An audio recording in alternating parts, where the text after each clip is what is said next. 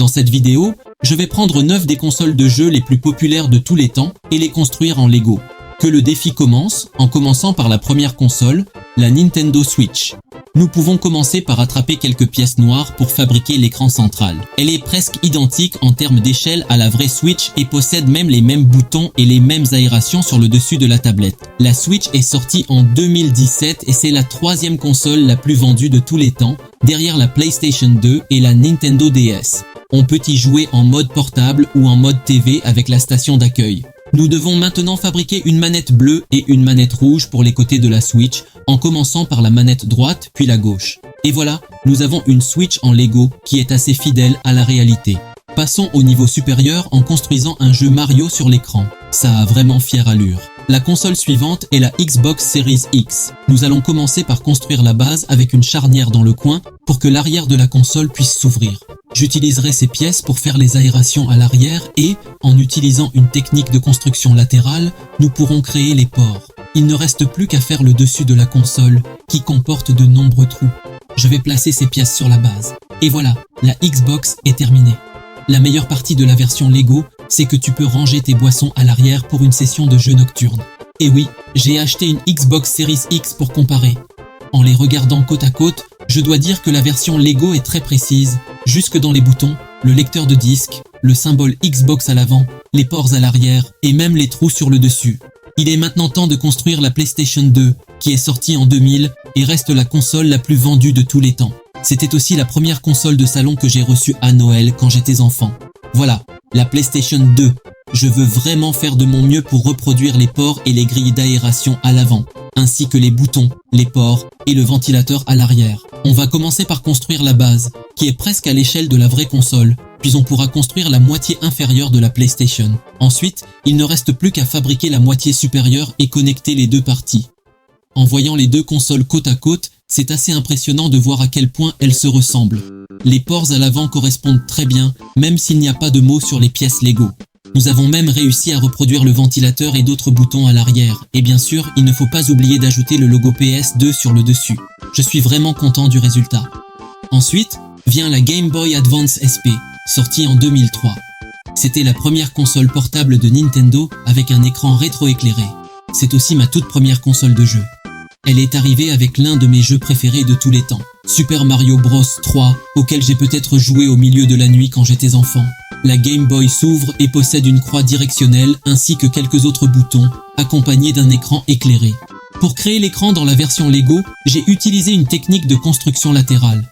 J'ai aussi utilisé une technique similaire pour faire la base et des tuiles pour les boutons. Le résultat final en Lego ressemble beaucoup à celle rouge que j'avais quand j'étais petit, jusque dans les commandes. Il serait presque possible de confondre la version Lego avec la vraie console. La console suivante sur la liste est la Xbox 360, sortie en 2005, qui a révolutionné le jeu en ligne. Et comme Megablox fabrique des ensembles Halo, ils ont collaboré avec Microsoft pour créer ce set Xbox 360. Dans la boîte, il y a plein de sachets et un énorme manuel. Papa, s'il te plaît, pardonne-moi Lego. Et après plusieurs heures de construction, la Xbox 360 est terminée. Elle est en fait incroyablement détaillée, avec tous les boutons, les différents ports, le lecteur de disque et les aérations. En appuyant sur le bouton d'alimentation, il s'allume en vert. Espérons juste que celle-ci n'obtienne pas l'anneau rouge de la mort. En retirant le disque dur et en appuyant sur cette pièce, on peut ouvrir les panneaux vers tous les composants internes, les ventilateurs internes et tout le reste du matériel qui compose la Xbox 360. En appuyant sur le grand logo vert de Xbox, il s'allume également.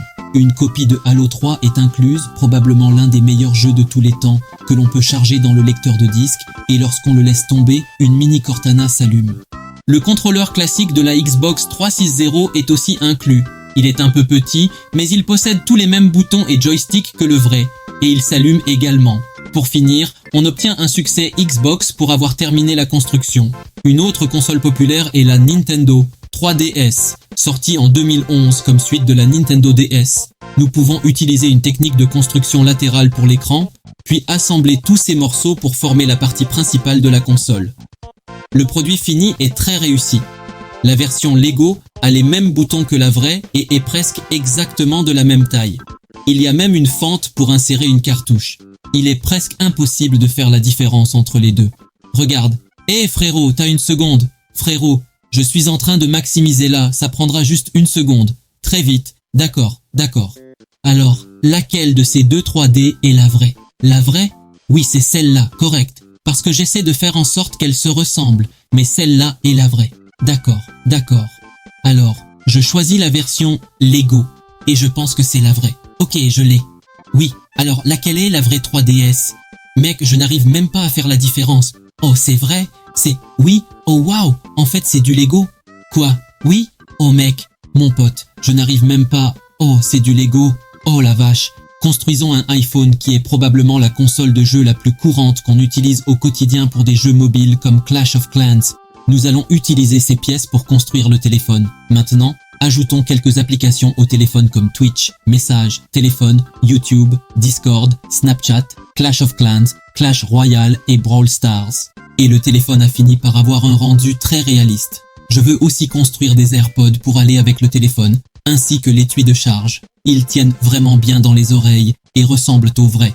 Lego a également lancé quelques-unes de ses propres consoles de jeux dans des sets officiels, incluant une Atari 2600, une borne d'arcade Pac-Man et la NES.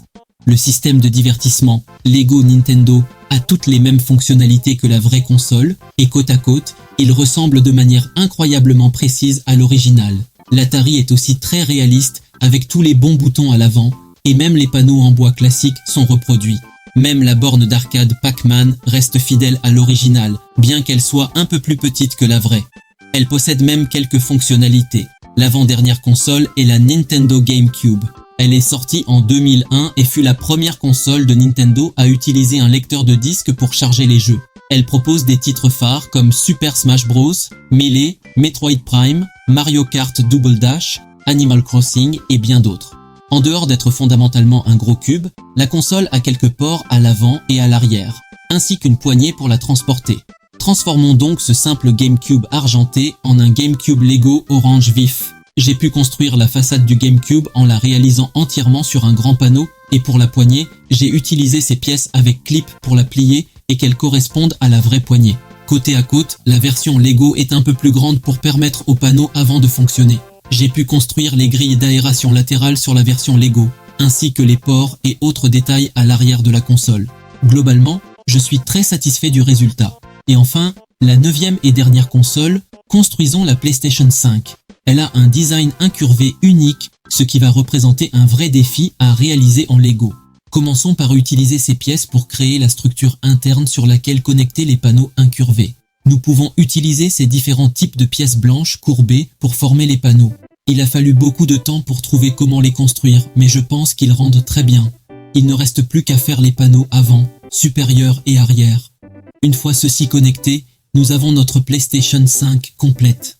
En tenant compte de la difficulté à créer des courbes avec des Lego, je pense que le résultat est vraiment réussi. Les 9 consoles en Lego se sont révélées vraiment incroyables et c'est assez impressionnant de voir à quel point elles ressemblent aux vraies, côte à côte. Dis-moi dans les commentaires quelle console Lego a été ta préférée et si je devrais faire une deuxième partie avec une console que j'aurais oubliée. Merci d'avoir regardé.